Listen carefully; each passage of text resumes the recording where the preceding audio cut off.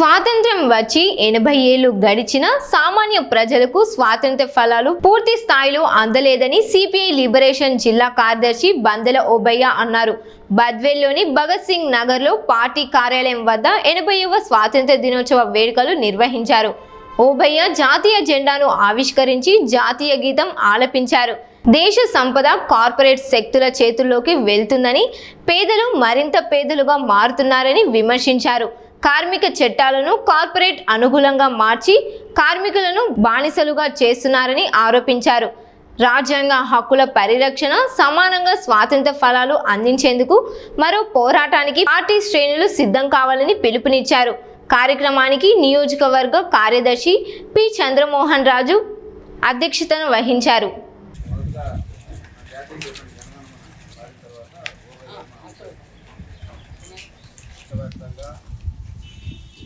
స్వాతంత్ర దినోత్సవ వేడుకలు అత్యంత ఘనంగా జరుగుతున్నాయి. అందులో భాగంగానే మనం ఈ దేశ గౌరవంగా భారత జాతీయ జెండాను గౌరవిస్తూ, జాతీయ పౌరసత్వాన్ని గౌరవిస్తూ, అలాగే మన భారత రాజ్యాంగాన్ని, భారత న్యాయ వ్యవస్థలన్నింటినీ గౌరవిస్తూ ఈరోజు మనం కమ్యూనిస్టులమైనప్పటికీ కూడా జాతీయ జెండాను ఎగిరేసారు. మన యొక్క దేశం ముఖ్యంగా ఈ స్వాతంత్ర దినోత్సవం రాకముందు అంటే చరిత్రగా మనం ఒకసారి పరిశీలిస్తే భారతదేశం అనేది వలస దేశం అని ఎందుకంటారంటే విదేశీ పాలకుల చేతుల్లో భారతదేశము బందీ అయినటువంటి సమయంలో 140 కోట్ల మంది జనాభా యొక్క పోరాట ఫలితంగా ఈరోజు జాతీయ జెండాను ఎగరేసుకుంటాం. అనేక మంది ఆ రోజు ప్రాణాలు అర్పించారు, చాలామంది జీవితం ఉన్నారు. మొదటిగా మనం గమనించినట్లయితే ఈరోజు దేశమంతా సంపన్నుల చేతుల్లో బందీ అయ్యింది. ఆ రోజు బ్రిటిష్ వాళ్ళ పనులు బందీ అయినట్లు ఈరోజు సంపన్నుల చేతుల్లో బందీ అయ్యింది. ఈ దేశానికి స్వాతంత్రం రాకముందు ఈ దేశంలో ఎవడే కానీ చూపాననేవాడి ఎవడు లక్షాధికారులు పోషించలేదు. కనీసం షౌకారి కూడా షౌ అంటే 100 రూపాయలు కలిగినటువంటి భారతీయ ఎవరికి మొత్తం ఈస్ట్ ఇండియా కంపెనీ వాడు పెట్టినటువంటి రూపాయలు మాత్రమే ఈ దేశంలో చలామణి కరెన్సీ కూడా కాదు. ఎప్పుడైతే ఈ దేశానికి స్వాతంత్రం వచ్చిందో అగ్ర కులాలకు చెందినటువంటి ఈ దేశ పాలకులు దేశాన్ని పరిపాలించైనారు.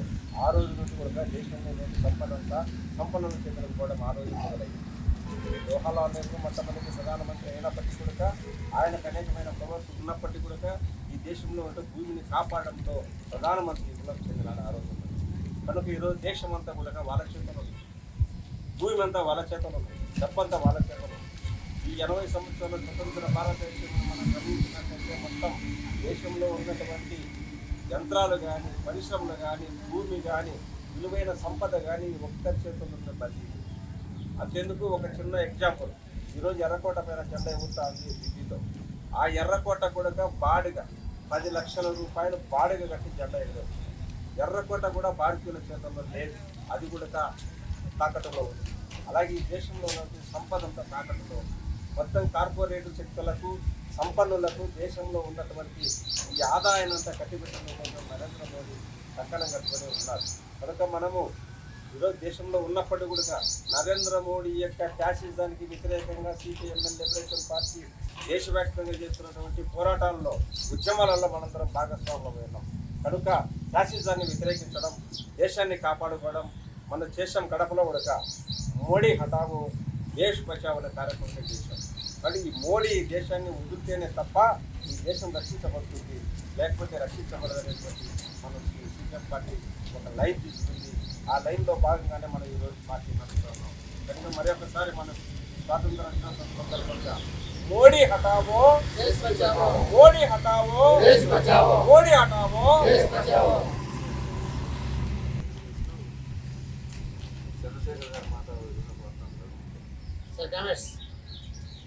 మొదటిగా మన పార్టీ జిల్లా కార్యదర్శి బందెల ఓబయ్య గారికి, అదేవిధంగా జిల్లా కమిటీ సభ్యులు జగన్ గారికి, ఏరియా కార్యదర్శి చంద్రమోహన్ రాజు, మిగతా ఏరియా కమిటీ సభ్యులు, ఈ కార్యక్రమం పాల్గొనందరికీ మొదటిగా 80వ స్వాతంత్ర దినోత్సవం సందర్భంగా మీకు అందరికీ శుభాకాంక్షలు తెలియజేస్తున్నాను.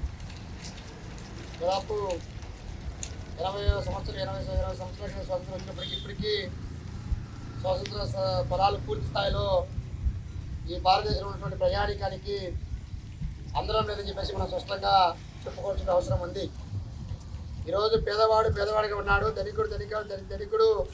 ధనికుడుగానే రోజు రోజుకు పెరిగిపోతాడు. కానీ అట్టటి వర్గాలు మాత్రం ఆ మధ్యలో ఉన్నారు. ఎప్పుడైతే పూర్తి స్థాయిలో పేదవారికి స్వాతంత్ర ఫలాలు అందుతాయో అప్పుడే ఈ భారతదేశానికి పూర్తిగా బ్రిటిష్ వారి సామ్రాజ్యం నుండి, వారి చేతుల్లో నుండి విముక్తి కలిగి మనకు స్వాతంత్రం వచ్చిందని చెప్పేసి మనం అనుకోవాల్సిన పరిస్థితి కానీ ఉంది. అయితే ఈరోజు ఇటు రాష్ట్రంలోనూ అటు కేంద్రంలోనూ పాలకులు వ్యవహరిస్తున్నటువంటి తీరును, అదేవిధంగా పాలకులు వ్యవహరిస్తున్నటువంటి ప్రజా వ్యతిరేక విధానాలను మనము ఈ 80వ స్వాతంత్రం నుండి రాబోయేటువంటి 81వ స్వాతంత్రం వరకు ఈ పాలకులు వ్యవహరిస్తున్నటువంటి తీరుపైన మనం ప్రజా ఉద్యమాలు చేయాల్సిన అవసరం ఎంతైనా ఉందని చెప్పేసి ఈ సందర్భంగా తెలియజేస్తున్నాం. ఎందుకంటే ఈరోజు ఒక పక్క పోరాటం చేసి సాధించినటువంటి గ్రామీణ ఉపాధి హామీ పథకం ఈరోజు నీరు కాల్చినటువంటి పరిస్థితి ఒక పక్క ఏర్పడుతుంది. ఈరోజు ఆ పథకం ద్వారా అంతో ఇంతో గ్రామీణ ప్రాంతాల్లో ఉన్నటువంటి పేద మధ్యతరగతి ప్రజలకు ఉపయోగపడేటువంటి ఉపాధి హామీ పథకాన్ని ఈరోజు కార్పొరేట్ శక్తులకు లేదా ఆదాని అమ్మానికి మొత్తం సంపద అంతను కట్టబెట్టి ఈరోజు పేద మధ్యతరగతి ప్రజలను ఇబ్బంది పెట్టిన సందర్భం ఉంది. అందుకని మనము రాబోయేటటువంటి ఈ స్వాతంత్ర స్ఫూర్తిగా తీసుకొని మరో స్వాతంత్ర ఉద్యమాన్ని మైలురాయిగా ముందుకు అడుగులు వేసి ప్రజలకు ఏదైతే అవసరాలు ఉన్నాయో ఆ అవసరాలు తీర్చే విధంగా మన పార్టీ సిపిఐఎంఎల్ రిప్లేషన్గా పోరాటాన్ని నిర్వహించుకోవాలా. ఆ విధమైన పోరాటాన్ని మన జిల్లాతో పాటు మన నియోజకవర్గంలో పోరాటాన్ని నిర్వహించుకొని ప్రజల హక్కులు సాధన కోసం మనందరము కలిసికట్టిగా పనిచేయాలని చెప్పేసి విజ్ఞప్తి చేస్తూ సెలవు తీసుకుంటాం కాంగ్రెస్.